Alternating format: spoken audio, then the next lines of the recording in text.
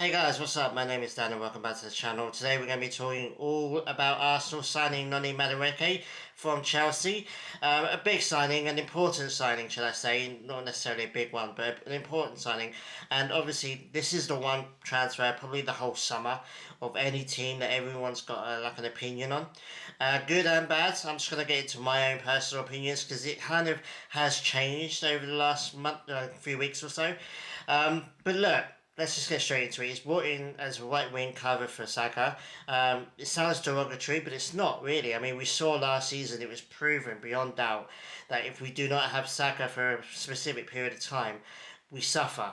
And I think our season suffered because Saka was out for 100 days last season. When he was injured. So we've been crying out for a replacement or a cover or someone to challenge him on that right hand side. Originally, we thought it was going to be Reece Nelson. It hasn't really worked out for him. He's injury prone. He's probably going to be sold this summer. Despite the fact that I think Arteta clearly does have a soft spot for Reece Nelson, but unfortunately it just hasn't worked out for him. So hopefully he can get a decent move, maybe back to Fulham. But yeah, we've been crying out for another right-sided winger for a long time to cover Saka. I mean, Saka's played pretty much every game for the last 5 or 6 years, and it was going to happen that he was going to get an injury. And last season, unfortunately, it happened, and we suffered for it. So, look, Madueke, he's 23 years old. He's an England international. He's already played for the England national team. He's a good player. He's not anywhere near Saka, in my opinion, right now, but there's potential there. And, if Saka, God forbid, something happens to him or he gets rested, Madueke is an adequate cover for him. And then obviously he's young enough to improve. He's going to have fire. He's obviously got a really good mentality. I mean, his first interview for the club was really illuminating, really. He does seem to just be hungry for the fight and the challenge. He sees it as a challenge. Not just challenging Saka, but obviously all the negativity around the signing from Arsenal fans and non-Arsenal fans. Apparently, it's just fuel for him. So nobody wants Madueke to do better for Arsenal than me. I mean, we all want to see him do really well for the club. So yes, something happens to Saka. We need to rotate that left wing spot. He comes in and it's not a drop off really at all, in terms of quality. And depending on the team we're facing or whatever, I think it's a astute signing. Then you go to the negatives. Obviously, my initial reaction to this move was negative. I was like, really? Are we really going to be buying another Chelsea player? And for me, it's a series of unfortunate events with this transfer. Obviously, we got Zubimendi in by this point, and we got Norgard in by this point as well. Zubimendi, massive signing, really, really important. Arguably, at the moment, our biggest transfer in my opinion in terms of importantness of it, but again that was done months and months ago. By the time we actually got Zubimendi in, the kind of excitement around it had fizzled out. Norgard, very astute signing again, cover for Jorginho, cover for the midfield. He's a good player. He's a really good signing. He's a club captain for a Premier League established team. He's got age on his side. He's got experience on his side. He's only a good thing for our midfield in terms of rotation. Again, though, it's not an exciting transfer. It's a central defensive midfielder. Not even the first one we'd signed. Obviously, Zubimendi was the first one we signed. So again, both those weren't that exciting. And obviously, everyone, whether it's FIFA or whatever, or, Fabrizio Romano, I don't know, but everyone wants an exciting transfer. And then we're talking about Rodrigo and Gyökeres and Sesko at one point as well. They're all kind of exciting transfers that are going to be expensive. All of them are. And then suddenly it's like, yeah, we're going to be spending 50 million on Madueke, blah blah blah. It turns out it's 48 million pounds initially, and then I think it's 4 or 5 million on add-ons, so I think it can go up to 52 million if I'm not mistaken. So the price goes against it as well. I think it's so much money, really. So the timing of it, obviously, third signing, not an exciting one. Again, third of three, not really exciting transfer so far. So that didn't help. If we got Gyökeres already, God forbid we get Rodrigo in as well, or even Eze as well. Eze is an exciting one as well. If we get Eze and Gyökeres in by now, and then get Madueke, the last day of the transfer window, then I don't think anyone would really have much of an issue with it. It's just like we're spending 50 million on a Chelsea player when we trying to haggle over Gyökeres, and at the time we were trying to haggle over Sesko. We need to get Eze in as well. Kind of I think most fans are invested in trying to get Eze into the team. I think he improves the team as well.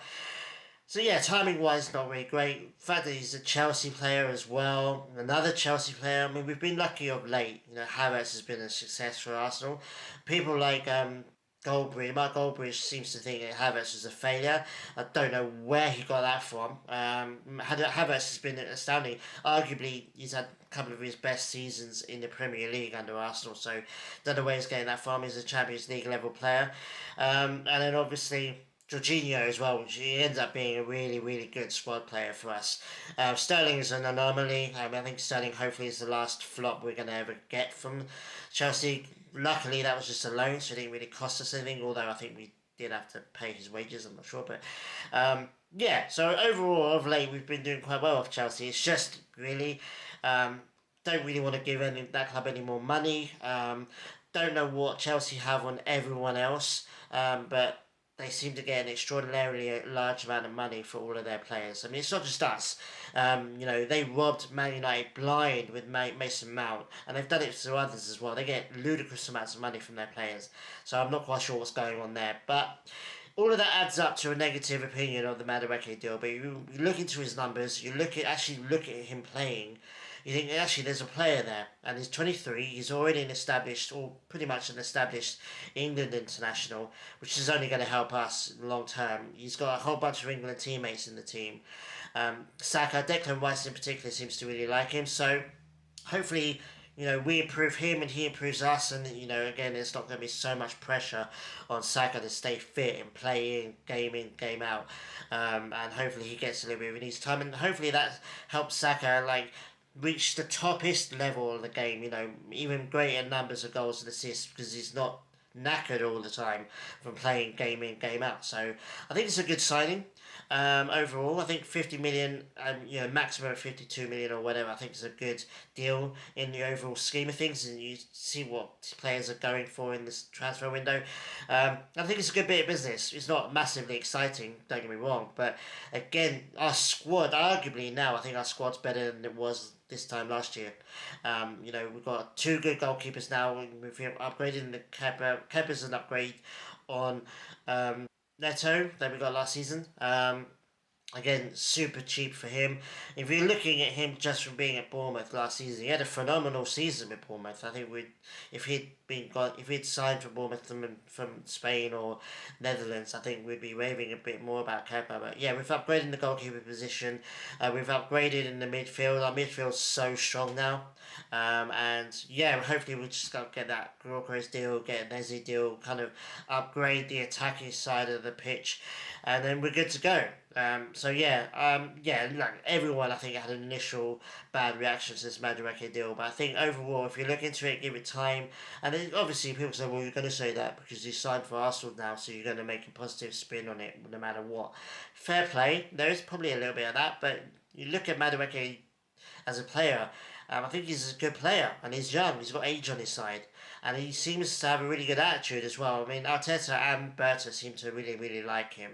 Berta, more to do with the money side of things, he seems to think he got a really good deal for him, so cool. And Arteta's raving about him. When you hear Arteta's comments about it, you really start to think, well, okay, he must really like this kid. So hopefully he can bring the best out of him, and hopefully prove all the haters wrong, and if he challenges Saka, that's great. We want both of these players to do really well and take the team to the next level and win a trophy. We need to win a major trophy this season. It has to happen this year, otherwise serious questions will have to be asked of Arteta, because I think the team is good enough to win a trophy. And if we don't, it has to be on the manager. But yeah, let me know what you think about the deal. Obviously, it's complicated. There's lots of issues regarding Chelsea and the money and the timing and the fact that we haven't got Gyökeres yet at the time of recording, or Eze as well, and then we got Christian Mosquera as well. Apparently there was a leaked photo of Mosquera that was added into the Madueke announcement.